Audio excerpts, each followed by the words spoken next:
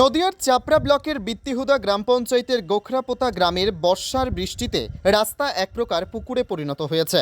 Vote এলেই রাজনৈতিক নেতাদের প্রতিশ্রুতি মেলে রাস্তা নতুন তৈরি হবে এবং জল নিকাশি ব্যবস্থা হবে বলে। ভোট মিটে গেলে রাস্তা মেরামতিও হয় না ও জল নিকাশির ব্যবস্থা হয় না।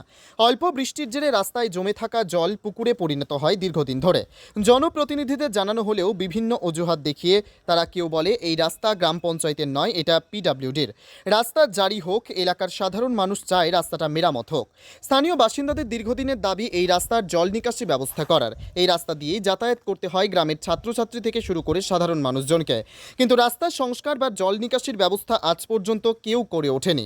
একাধিকবার পঞ্চায়েতে এই রাস্তা নিয়ে আলোচনা হয়েছে, কিন্তু পিডব্লিউডির রাস্তা হওয়ার কারণে সরাসরিভাবে গ্রাম পঞ্চায়েত রাস্তা করার অধিকার নেই বলে দাবি করেছে।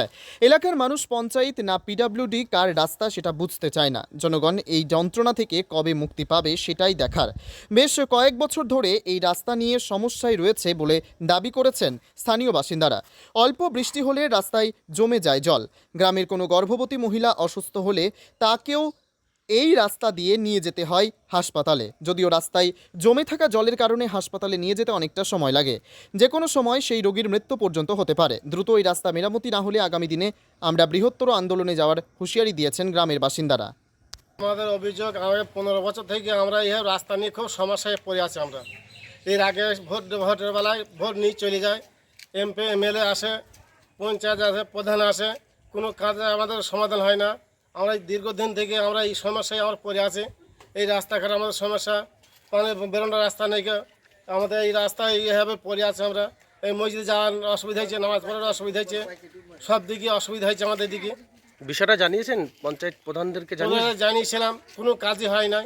এই দেখে চলে যায়, বলে হবে হবে করে এই 15 বছর থেকে হবে করে হয় নাই। এই বিষয়টা নিয়ে আমরা পঞ্চায়েতে অনেক কবার আলোচনা করেছি এবং আমাদের প্রধান সাহেব বিডিওর কাছেও আলোচনা করেছেন।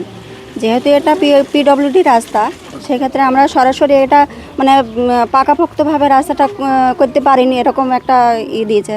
তবে সাময়িকভাবে ওই ব্যাটস ফেলার, এর আগেও ব্যাটস ফেলা হয়েছে। জেলা পরিষদের কি জানিয়েছেন এটা? সেটা ব্লক অফিস জানে এটা।